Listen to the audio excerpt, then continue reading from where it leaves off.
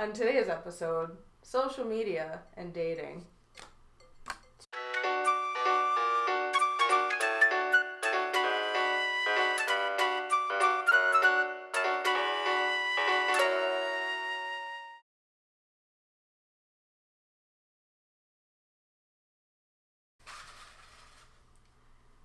Where do you draw the line on commenting and liking sexual content on social media? Like both within yourself and with your partner. It's a heavy one. How do I say this? So let me first start by saying the human brain gets sad when you see your partner. For the most part, for me, I'll speak about me. My brain gets sad when I see a partner liking sexual content on specifically Instagram, because that's really where it is. Mm-hmm.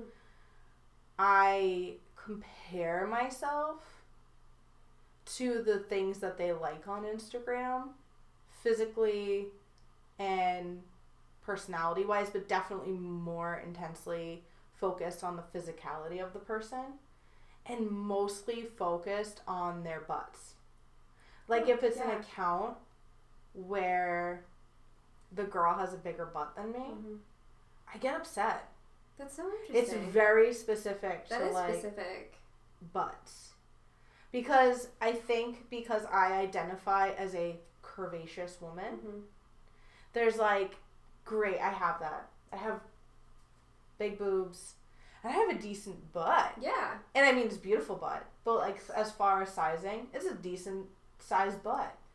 But when I see my partner, because butts are the hardest thing to alter, right? Yes. Like if I wasn't feeling good about my breast augmentation is such a performed surgery that I could really save up or find a way to afford surgery on my breasts, whether it's to make them smaller or bigger or a different shape. There's like literally a million answers to that. Yeah. But there's no answer. There's like implants for your butt. Right, but it's so new. It's such a new technology. And so, and like for me, it's like, is that what they're looking for? Yeah. And then that translates to me focusing where their attention is. Yeah. In public. When we're out with people. Yes. So I can fully agree to that. Because when first of all, my partner and I will check out people together and be like, yeah, she's super cute, etc. And I get very upset when they point out someone who I think might be cuter than me or someone who might be smaller than me. So I'm like, your type seems to be very thin and dainty, and I am not super duper thin, you know? And then I'm like, well, what can I do to be super duper thin? Which, like, I don't need to even ask myself that, because I'm definitely fine the way I am, and they definitely like me the way that I am. So that's like where I go. I'm like, wow, your exes are super thin. You seem to be attracted to super thin women. Like, that's usually, and it's annoying because I don't even approach it in a nice way. I'm like very agitated because it's so immediate switch. Yes, because you meet that person and they're literally just walking at a water park. And that's where my brain is walking in a water park. I hate you. I don't know why. I've been to a water park like twice in my entire life. But that's like where my brain goes, is like, and it's, see, like, so we can identify, right? We just kind of had like I have a realization of yours is very much like a weight thing. Yeah. And mine's very much about what kind of curves I have thing. Yeah. Like if I don't, because it's like inaccessibility, right? So yours is kind of too. Yeah. Like you want to live your lifestyle, you want to be the way you are, and you're not like that person. They're thinner than you. They're built different than you. And if you think about it, even if you were thinner, you're still going to be a different build than that person. Everyone's a little different. Yeah. And then I have the inaccessibility of having that girl's butt. you know, like, even if I did get an augmentation on my butt, I'm forward thinking about the upkeep, the cost of replacement. Like, I know the cost of replacement of a breast augmentation of almost any kind. Like, I know the upkeep price. I know how much it would be to have fake nails all the time. Mm-hmm. And then it's like, you learn to hate that attribute in every other woman. Which is terrible. Which is so unfair, because there's someone out there hating us at the same time, because like somebody's boyfriend out there has liked my photos. Oh, I've witnessed it, and I'm like, I know their girlfriend. And that's where the problem lies, right? So we all have people that their significant other is liking, and then we're comparing ourselves to the people when really they're also comparing themselves to someone else. Right. And it's like, if we all thought about that, maybe we would start to look at it a little bit differently. Yeah. It's like, Beyonce wakes up in the morning and there's something that she wants to change about herself. Yeah. Maybe not physically. Maybe it is. You know, there's a lot of that. But it's just like, then we blame our partner, right, for that insecurity. Right. Because it's the easy thing to do. But it's, like, it's a me problem. But is it though? But is it though? But on the other side, let's talk about that. Right?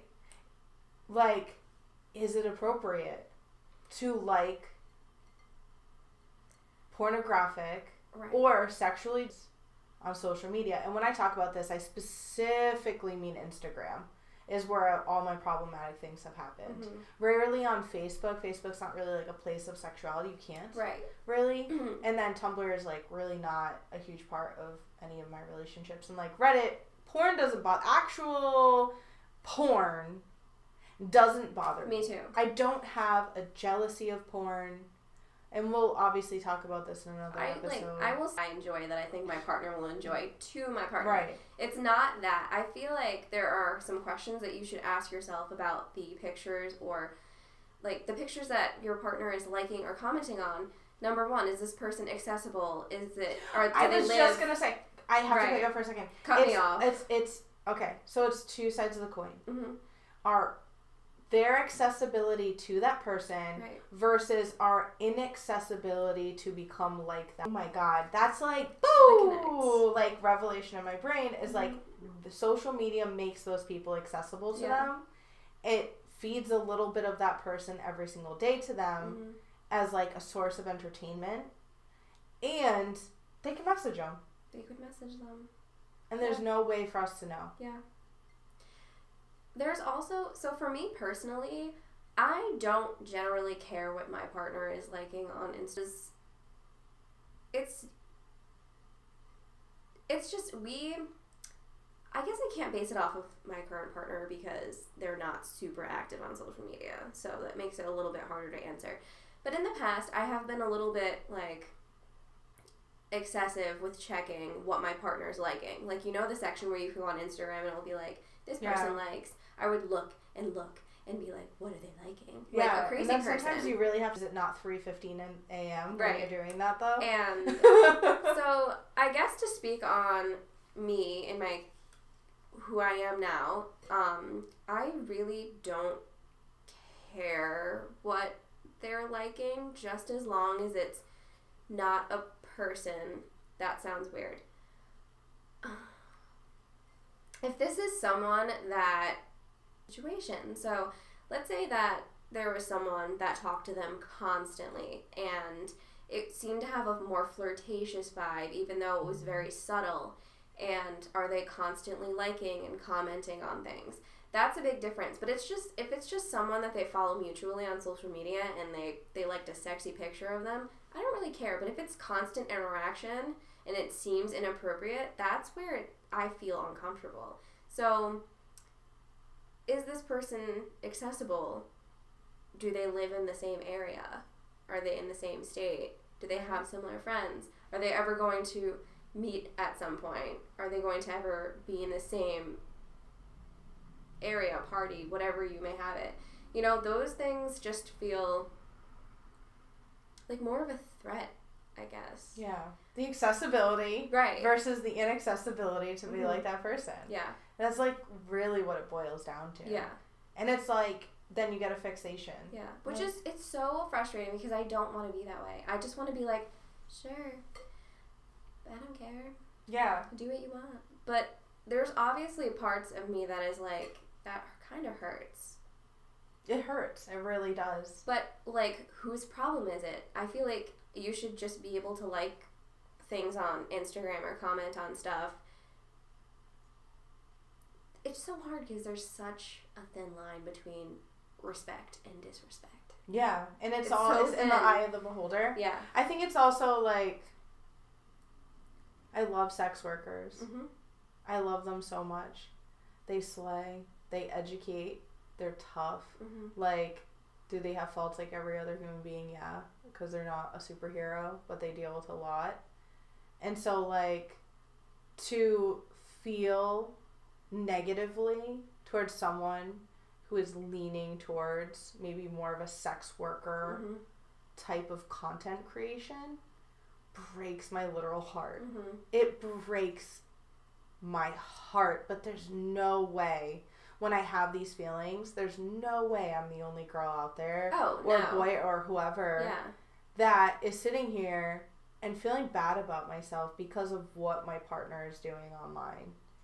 And it's a lonely place to be because you don't want to be negative towards these people who are posting very similar content to myself. I post sexually charged content, and like people and their boyfriends and girlfriends. Are you okay? Yeah, sorry, I burped. That's so nice. Yeah. Do you feel better now? I do. Okay.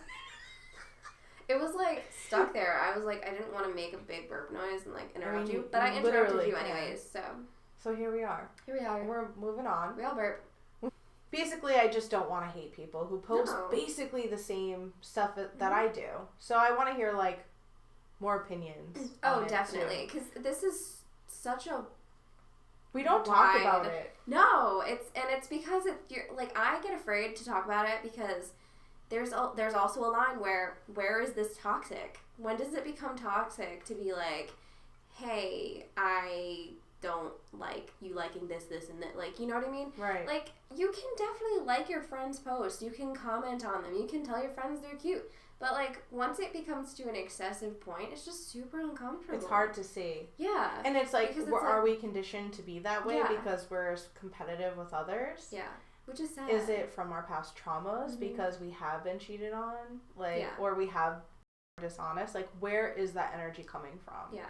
And I guess another goal we can, like, really set for ourselves is, like, next time we have that feeling, like, which will be probably sooner rather than later, like, really digging deep, and instead of reacting in the moment, maybe in a way that is toxic, taking a second to be like, why do I actually feel like this? Yeah. And what was the actual event? And what was the post? And, like, in your mind, be like, what are the type of posts that I find unacceptable? Yeah, like, actually reflect.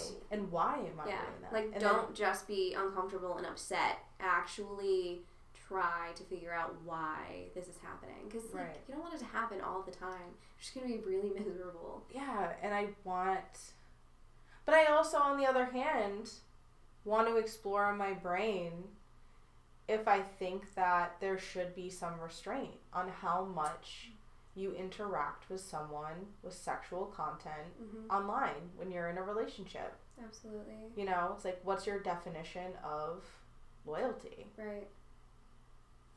That's very true.